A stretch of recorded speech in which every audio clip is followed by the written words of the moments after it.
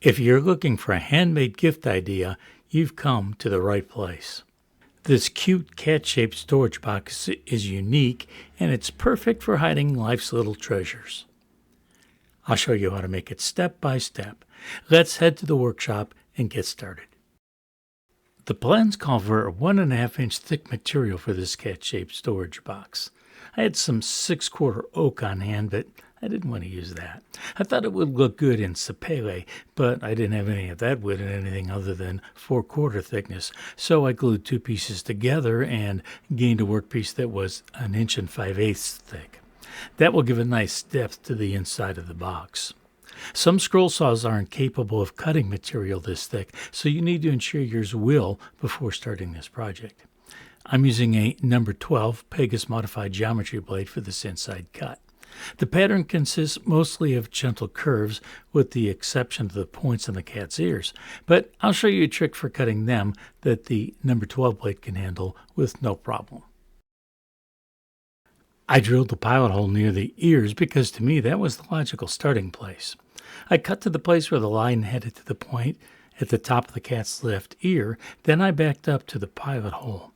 Next, I cut in the waist area to line up the blade with the vertical line I wanted to cut, and then continued until I reached the top of the ear. You can see that the blade pulled a small piece of scrap out of the cut here.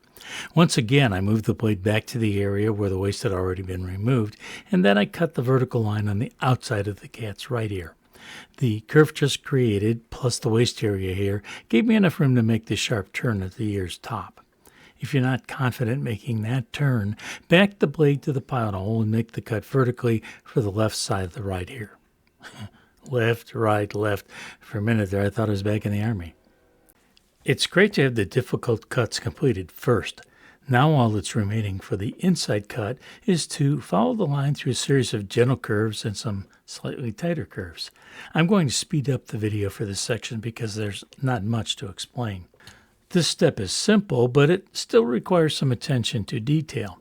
First, ensure accuracy, as the lid with an insert will need to fit snugly inside this opening. I'm cutting right on the line. Second, and if you're a regular viewer, you probably already know what I'm going to say, take your time and let the blade do the work.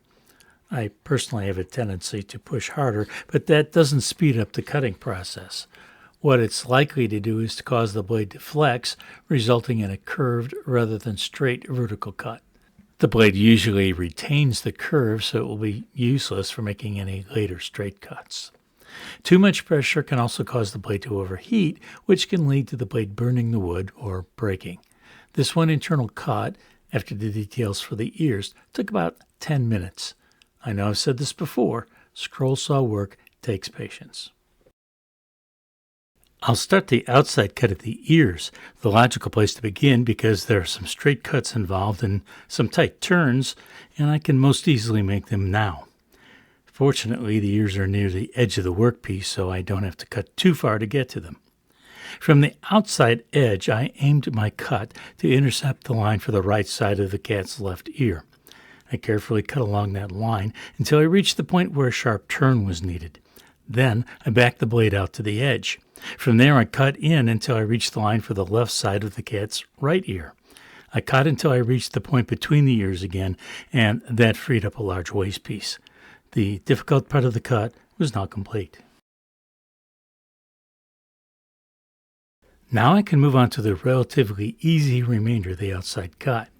It's important to cut accurately because a bottom will be glued to this later, and it will also have a lid with a spacer to align the top with the box's interior.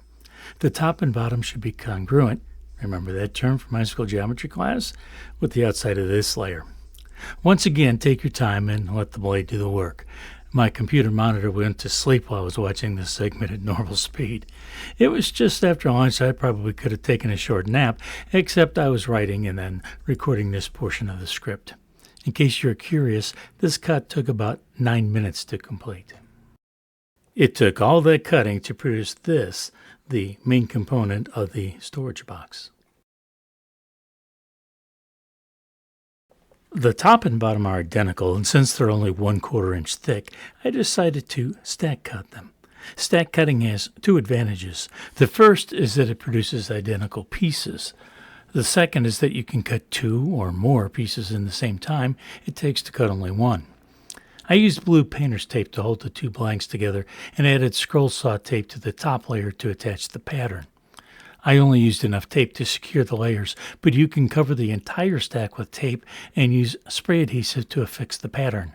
Some scrollers use clear packing tape instead of painter's tape, but that's merely a matter of personal preference. For this 1/2-inch thick stack, I'm using a number 5 Pegas Modified Geometry blade. Since I'm using a much smaller blade, I was easily able to make that sharp corner where the ears meet. That would have been very difficult to do with the number 12 blade and that thick Glueup. This 1/2-inch stack cuts much faster than the 1 5/8 main portion of the storage box. The same basic cutting rules apply though. Follow the line, take your time, and let the blade do the work. The scroll saw tape and pattern peel off effortlessly, and it doesn't take much more effort to peel the painter's tape off the top and bottom layers. Considering the cutting time saved and the fact you have identical pieces, this little extra step is well worth it. With the bottom, middle, and top layers cut, I can stack them up to get a better feel for what the finished project is going to look like. But there's one more important component, and that's the spacer.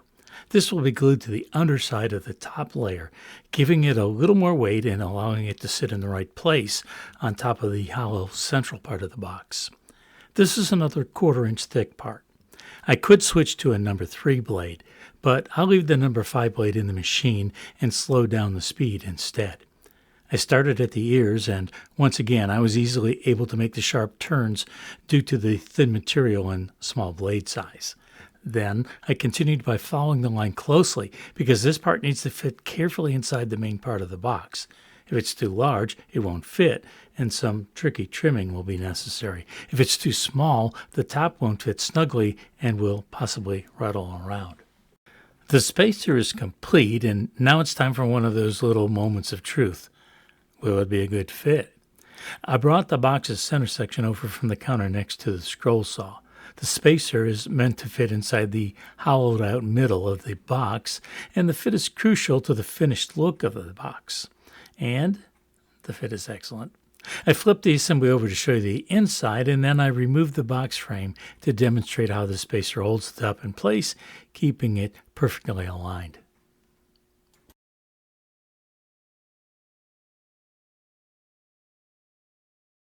The parts are all cut and they match up nicely, so I'm ready to start assembly by gluing the bottom, or the back if you prefer to call it that, to the storage compartment. I usually use tight bond white glue because it dries clear and gives me a decent amount of time to align and clamp the parts before it starts to set up. I purchased the glue in gallon bottles and then used that large container to fill medium and small sized bottles. This one started out as a bottle of Elmer's glue, and it has a tiny tip, which is perfect for projects like this. I squeeze out a bead of glue along the edge, and then I use a fingertip to spread it around. It's water-based, so I can clean up easily when I'm done. Once I had the glue evenly applied, I turned the piece over, carefully aligned the edges by eye, and then pressed the 2 pieces together. I checked to make sure the bottom was even with the sides all the way around, and then I moved the assembly to the end of the workbench for clamping. I'm using the vise on the end of my workbench to clamp the bottom third or so of the box. The advantages of the vise include providing plenty of clamping pressure, which is spread evenly over the surface it covers. The second advantage is that the jaws close squarely, ensuring the parts won't move while the jaws are closing. Unfortunately, the vise isn't large enough to apply pressure to the entire box, so I added 3 F-clamps to hold the area not covered by the vise. These clamps have a tendency to cause parts to move while the screw tightens them, but that potential problem is avoided with the vise already holding the bottom portion of the assembly. The final assembly step is to attach the spacer to the box's top. I know this is a good fit since I've already checked it thoroughly, so now I just need to add glue and clamps. The spacer is large, so I'm using a medium-sized glue bottle to spread a layer of glue on the side that will be attached to the lid. I squeezed out a good amount of glue, and then I used a fingertip to spread it around. I set the spacer on top of the box's top, just eyeballing it to get it well centered. I left the assembly on the counter with the spacer side up and placed the storage box section over it to ensure the spacer was placed properly. It looked good all around, so I removed the center section for two reasons. The first concern was that even a tiny bit of glue squeezed out from underneath the spacer would stick to the top, making it difficult, if not impossible, to break apart. The second reason was that I needed access to the top and spacer assembly to add clamps. When I added the first clamp, I noticed the spacer moving slightly, so I removed the clamp and adjusted the spacer. Then I started adding clamps again. Spring clamps are ideal for projects like this because you simply squeeze them open, place them in position, and then close the clamp. It's rare to get any movement while you're doing this, and once the first couple of clamps are in place, you won't get any more movement. This task would be more difficult to do with F-clamps because they're tightened with screws, and the two mating surfaces want to move while you're tightening the clamp. Once the glue is dry, I'll take this to the finishing room. I used a mineral oil finish for the box. I applied it with a foam brush, and I like the way the oil brings out the color and grain of the wood. The Sapele boasts a rich brown color that catches your eye, especially with the distinctive grain pattern. As I mentioned at the beginning, your scroll saw needs to be able to cut 1.5" material if you want to make this as the plans specify, but you could make it from thinner material and the box would just not be as deep. I love to read your comments, and I reply to each one, so please let me know what you think of this project. Do you plan on making one of these? If so, what wood are you likely to choose? Until next time, 2 suggestions for what to watch next are on the screen now.